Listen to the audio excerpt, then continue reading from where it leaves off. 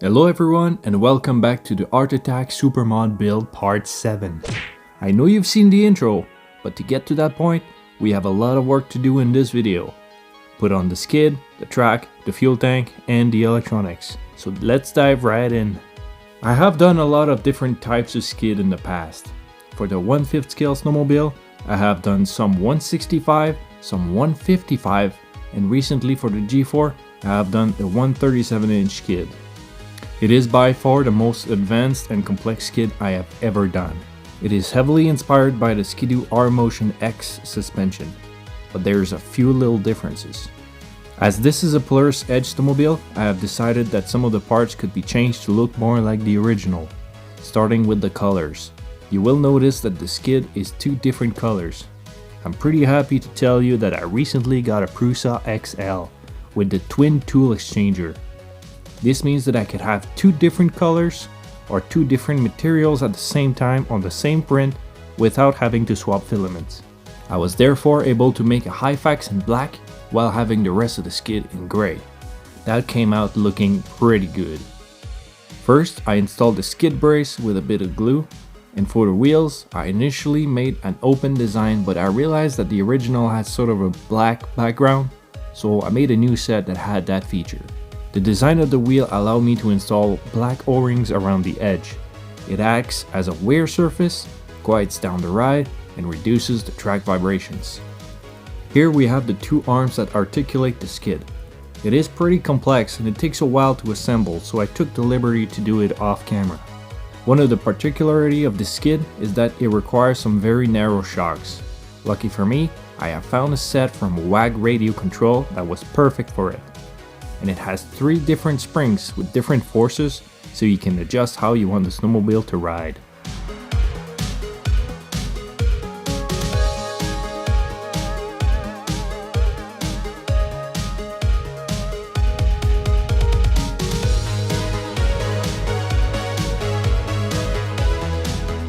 For the small skid wheels, I use a partially threaded screw so that it doesn't wear through the plastic.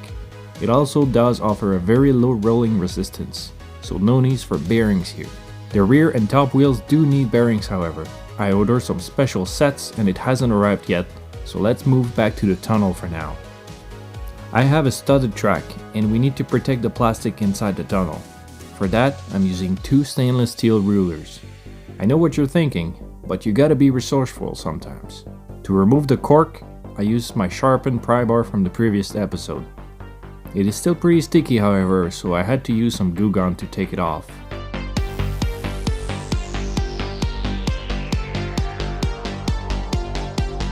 I'm installing the ruler with M2 screws. Their position is pretty important because we don't want the studs of the track to collide with the screws and rip something off.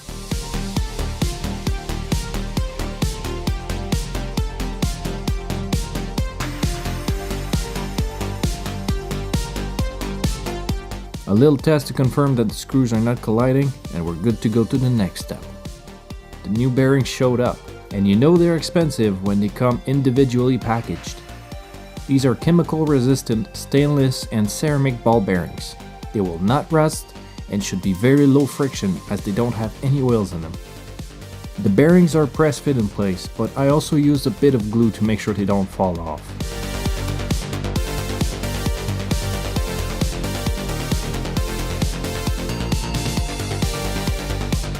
Same thing for the back wheels, they also have ceramic ball bearings. I don't really need to use those bearings, but I'm going all out with this project, so why not? A set of 10 bearings for the rear wheels is $85, so definitely not cheap. The top wheels seems to bind with the tall and thin bearings. I suppose that's the difference between hardened steel and stainless. If I were to do this again, I don't think I would use ceramic for those big ones. But the lower wheels, that's perfect. Now here's a little tip and trick for you guys that are building RCs. You can use aluminum stock to use as a wear surface around the screws to avoid damage on plastic parts. All you have to do is use a M3 bolt and a nut to press the aluminum in place. You obviously don't have to do this, but it makes the part last much longer.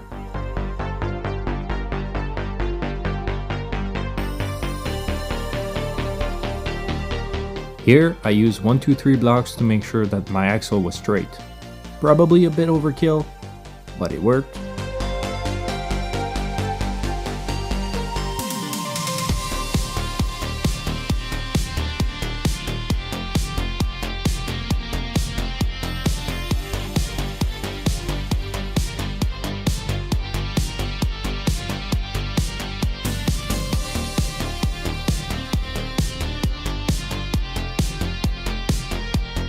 With the track now in place, the suspension seems to be working well. The track was catching, and it took me a while to realize that the issue was the driver. I tried to use a 5-teeth driver, but because of the plastic around the bearings, only a 6 spoke would work.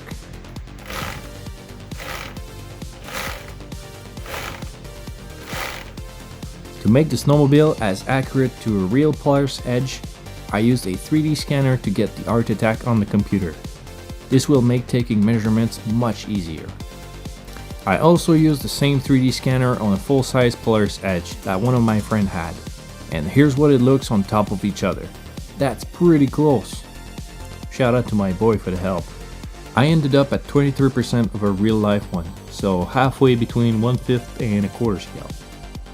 I have spent hours making a fuel tank and seat that looked like the original. Not bad considering this is my first time working like this. Here's the part printed. It looks pretty good, but the problem is I can't use my fuel tank for this as it won't fit under the seat. I even tried to heat it up to try to make it fit, but I couldn't really get anywhere easily. I could flip it around the other way, but then the problem is that I don't have a nice angle for the fuel to drain on one side. Most of the time the snowmobile has the skis up as the skid trenches, but it makes the problem even worse. So back to step 1. I looked through all of my fuel tank and I couldn't find anything that would work. They were all too thick. So I decided I would make my own using a stainless steel dishwasher door I got for free. I am a little embarrassed to show how that ended up looking, but I guess you gotta show your failures too. It would have worked if I was a professional welder, but I am not. But then I had a brilliant idea. On the farm we have some stainless steel milk pipelines. They are thicker and already round. So all I have to do is make 2 caps and solder them to the ends. Installing the filler neck was a real challenge too, as the material was far thinner than the rest of the tank. I got that from an old kitchen utensil I had. Again, you gotta be resourceful. I installed a few M3 nipples and T-fittings on it that I got from AliExpress. You will see why there's so many of them in a minute. I have made a small plastic part to support the front of the tank, and I made a bigger gas cap that has an O-ring on it to seal the fuel in the tank. I also added epoxy in the cap, as printed plastic are quite porous. We will see how long that lasts with nitromethane. I then changed the fuel tank piece to have some mounting point and properly define its position. Then it was time for the seat to be installed, and I had a pretty wild idea to use leather boots to upholster the seat. I got these boots for $3. Good deal. I swear if I keep going with these weird findings, maybe I'll target a new audience. It would have been really cool to have that leather on there, but as it turns out, it's not an easy art form, and I had the feeling that it would not look all that good. Maybe I'll do a second attempt later, but for now, I think I'll stick with the plastic seat. I went back on AutoCAD and I added a bunch of details. If I can't have a real leather seat, at least I'll make one that looks good. Once again, the Prusa XL proved to be the tool for the job. I can have different material printed at the same time. I want the seat to be red and black, with the X from the edge to be yellow. This doesn't seem possible with 2 tools, but if I time my filament change correctly and I position my seat well, there's a small window where I can make it work.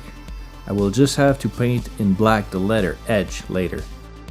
I was not really satisfied with how the black line of the seat was sort of crooked, which seemed unavoidable as I didn't have a sharp seam between the 2 colors. If I could use the smart fill function, that would solve the issue.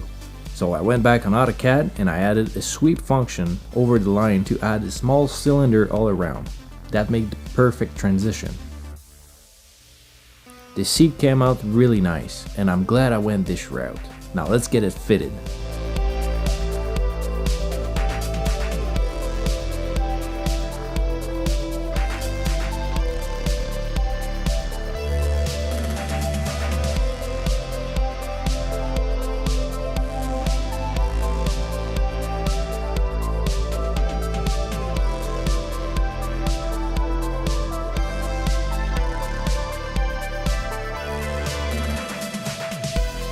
had to change the tunnel extension to be a bit higher, so I changed the design and installed the part. Now let's install the fuel tank. First, the front support has a clear tube in it to show the level of the fuel in the tank. For the rest, I'm going to use some Traxxas fuel line as it lasts a very long time and it's good quality. First, we have a drain port at the bottom of the tank and it connects to a small T-fitting. One side goes to the clear tube and the other goes to the front where the filter would be. We can now install the fuel tank cover. For the filter, I used a red Dubro inline filter and installed it in a second plastic part.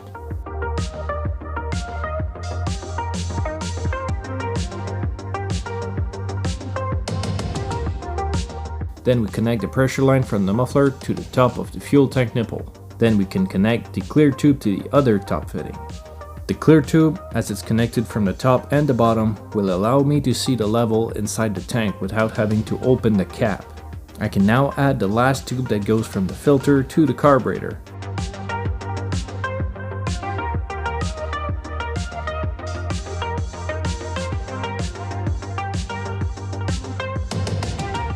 As an option, I could also add the nitro cutoff clip in line with the fuel filter, but I chose not to install it yet. Now the last thing we need to do before we can start it is to connect the electronics. We have a bunch of space in the back under the seat, so that's where the electronics will go. I've mentioned earlier that I want a way to start the engine glow plug without having to carry an external glow igniter. So I have made an onboard system that uses a push button from the Traxxas Easy Start, as I like those a lot, that will connect a DC to DC converter from the lithium ion to the plug. By the way, you can't get just a button online, no need to destroy the Easy Start to get it. I've added a JST SYP 2.5 connector to the button so I can easily disassemble it. For the plug wire, I'm using this Hanger 9 remote glow plug adapter. I've ordered 2 more to complete the look, but for now a single one will do for the test. To make it look a little bit better, I'm gonna add some cable sleeves from CableMod's wire. You can get a bag of these for a decent price, and you can do multiple wires. I think we can all agree this looks very nice. I have also sleeved the ground wire in the same way. With all that being done, we can do a little test to make sure everything works.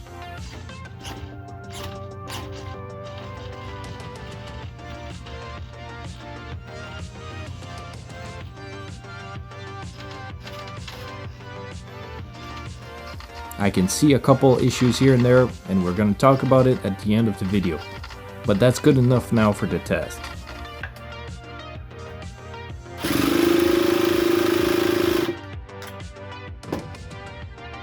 I have made a small enclosure that I can put all the electronics in it that will tidy up the look.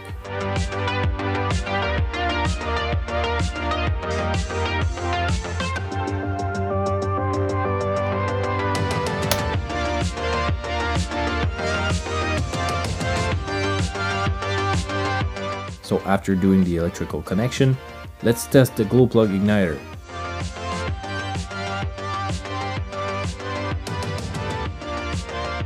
It's working perfectly. We can now install the seat temporarily in place, and we're finally ready for a test fire.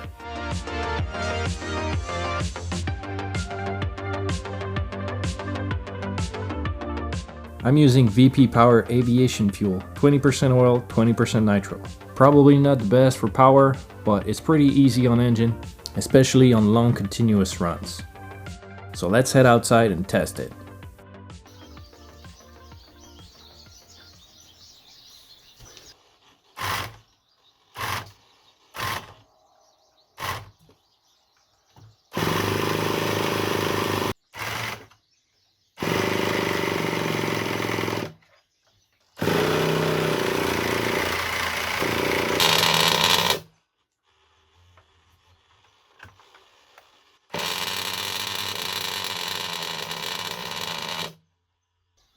You need a bit more fuel.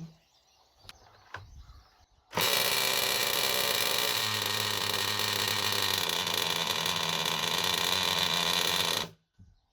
little more.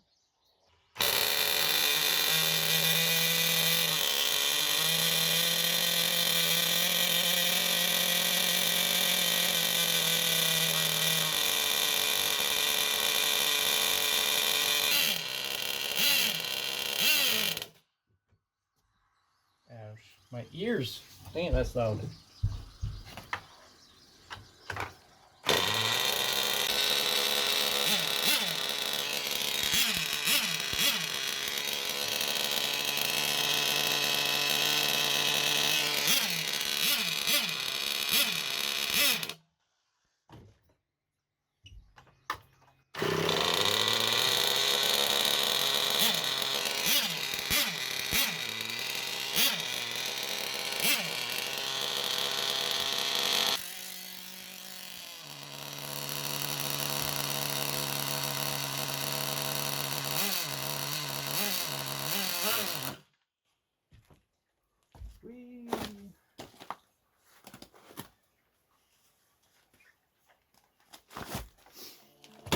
Alright, so with the first test done, what did we learn from this? Actually a lot. Let's start with the issues and we can move on to the positive. It seems that the nose/belly flexes way too much. It changes the position of the servos and therefore the throttle intake. This is a big issue because every time I would pick up the snowmobile from the ground, it would kill the engine. I also noticed that the servo was not moving the linkage enough because the carb didn't open all the way. I also had a pretty weak brake feel as well. You can see the belly flexing in this clip. The spring also rubs a bit on the servo there, so we gotta fix that. Next problem is the clutch, as it seems to slip and doesn't engage like it should. But I think this one is 100% my fault, as I did use the Sharpie trick inside the clutch to prevent rust, but it probably acted as a lubricant. I'll wipe it off completely and try again next time. It also seems to me that the fuel lines are a bit too restrictive. It could be because the fitting have too small of a hole in them, so I will take a drill bit to it and enlarge the openings. Hopefully that will allow more fuel to flow easier. Next up, you remember my gas cap where I put some epoxy in the lid for better seal?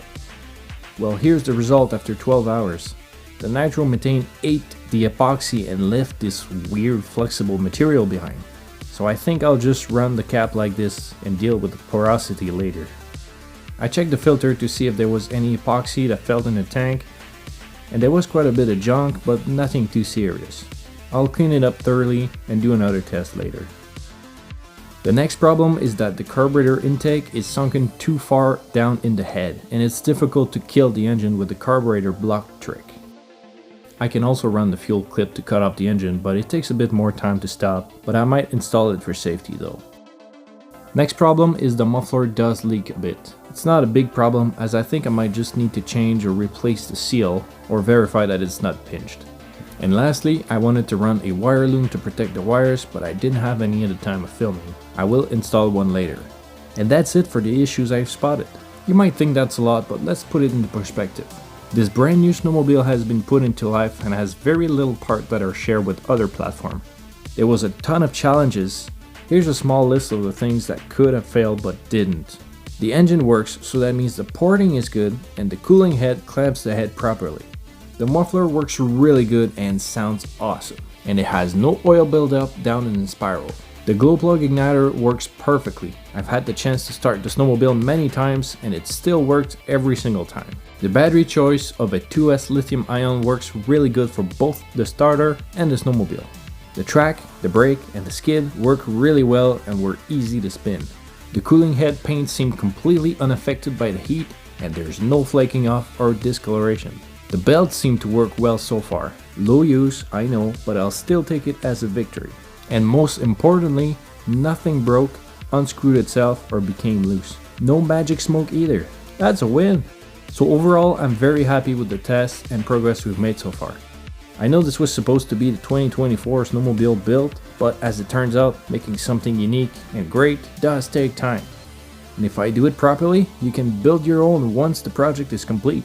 So I'd rather take my time and do it well, so we can all enjoy it.